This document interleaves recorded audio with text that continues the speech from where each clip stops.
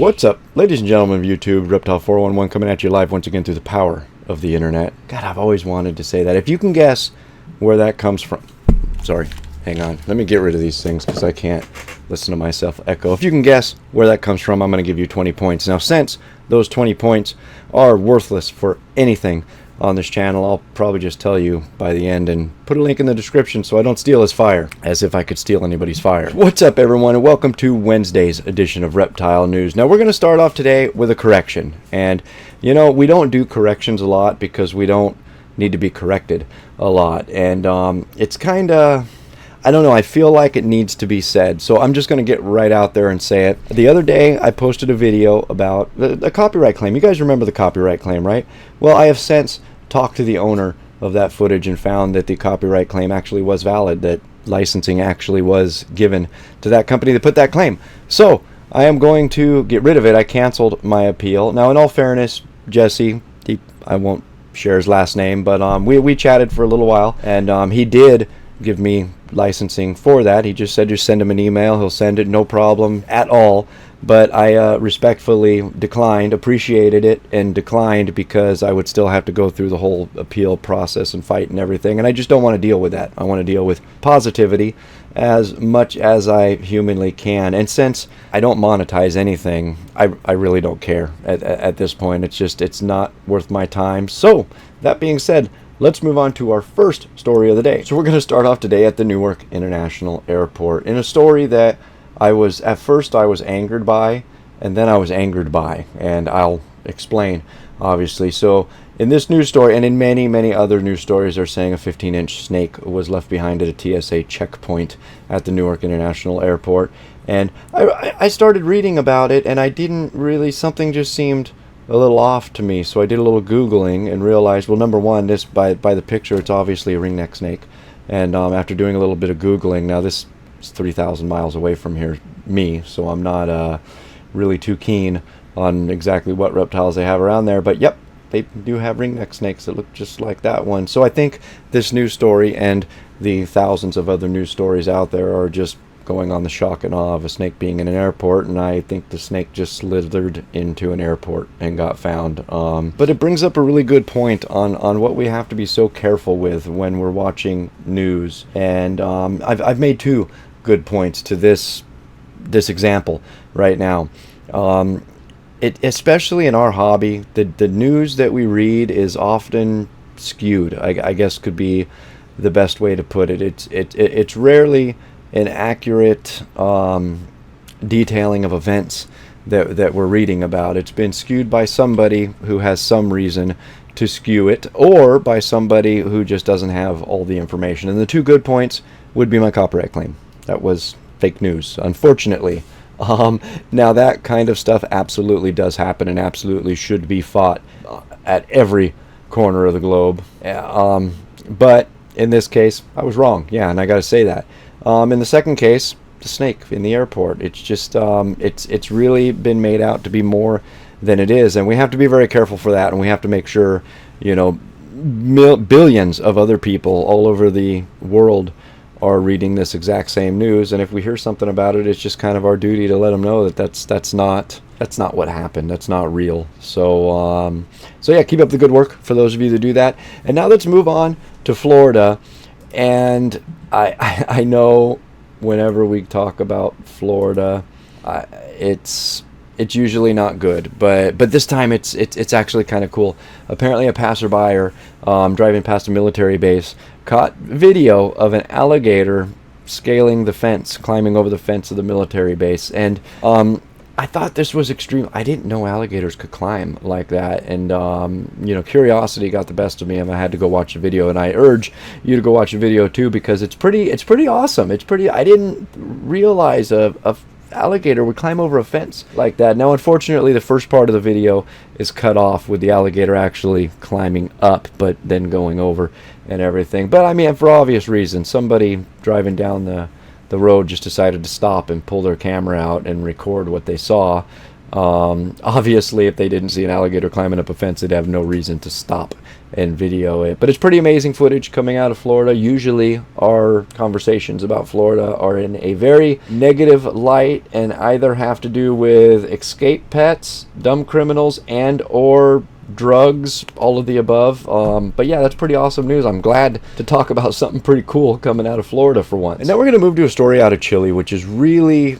Is it Chile? Chile? Is that Chile? I think that's where my wife's family's actually from, and I think that's how she pronounced it, Chile. Anyway, I'm sure if any of you know the proper way, you will correct me down in the comments down below, as you're so great at doing. And I do appreciate it. I do need to be corrected from time to time, more often than not, but I do appreciate when I am corrected. But down there, there's this is very disturbing news that they found the last what's believed to be the last 14 Loa water frogs, I think is how you pronounce it, on their deathbeds, malnourished. And apparently the area that they lived in, they had noticed that the grasses were all dried up, the creek was all dried up, and they were able to find these frogs.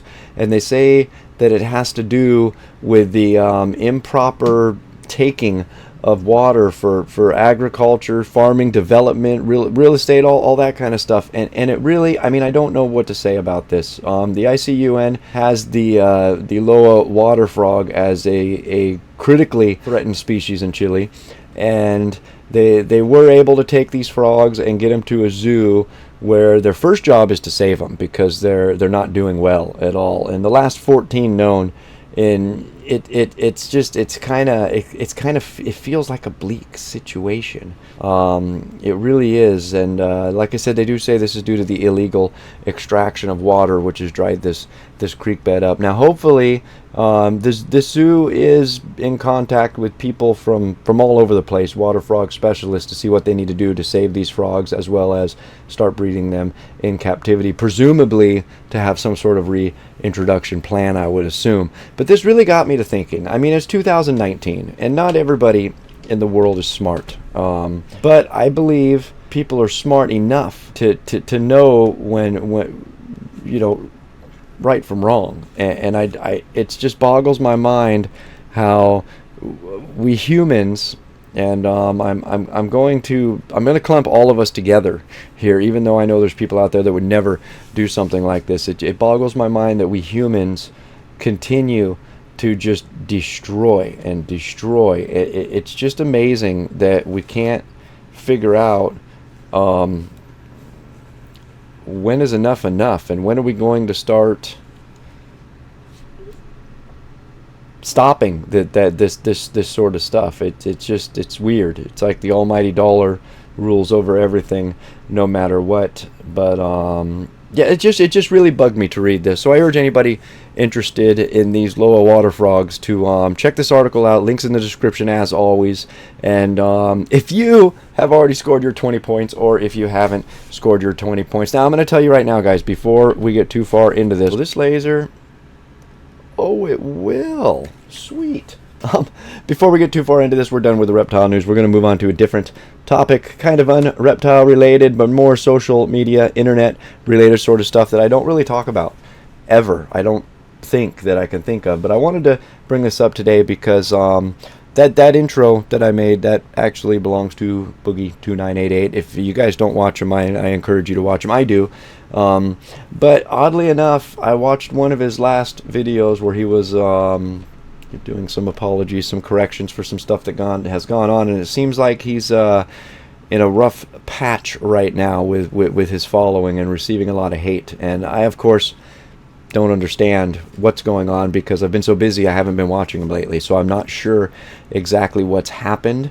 I know he's made a lot of changes as far as his mental and physical health go, but I did leave, he made a comment about his career being just ruined, and I did leave a comment on his video asking what he's talking about. What do you mean your career? You know, what did I miss? And of course somebody replied to me with just saying Google it, which I don't know what kind of smart ass thing that is to say, but I don't know why somebody would take the time to leave a comment with something like that. I don't know, especially when they probably know. So I did what any normal person on the internet would do. I tucked my tail between my legs. I did not respond to that keyboard commando, and I Googled it. And I did see a few controversial things that I mean, you know, it's weird how the internet works. And I've been through this already, so I know 100% firsthand what it's about and what it feels like to say one little thing, right or wrong. It doesn't matter, right or wrong. And if people or a person with enough following don't like what you say, they just go on a mission to destroy you. And one of the things in particular, Boogie2988 did make a kind of a distasteful comment. I mean, people are saying it's racist. I wouldn't go that far, but it was a distasteful comment on one of his live streams. And I guess people don't understand his. And I'm not, by no means am I condoning what he said, but I believe what he said was taken out of context. It was a very distasteful joke, and he should not have said it. But I also believe he should not be receiving the hate that he is receiving. So it's interesting that, you know, and like I said, this is not related at all to reptiles, and we are actually 13 minutes into this unedited version, so I'm going to have to get this done soon, because most of you are probably gone by now. If you're still here, let me know down below. If you're still here, use the secret word giraffe in the comments down below, and I'll know that you made it to the end of this video. But anyway, I just wanted to talk about this a little bit because it kind of translates into some of the hate and the negativity that we see in our very own hobby, and we see that it's not only in our very own hobby, but it is alive and well everywhere, and it is our duty as human beings, not only in our hobby but around the world, to change this and change the world into a more positive place. So that being said, that's where I'm going to end today's show. If you'd like to read any more about these stories, those links are right down below here in the description. And as always, if you're still watching, my name is Jason White. Now you know what's going on in the reptile world. Be good to each other, and we'll see you Friday.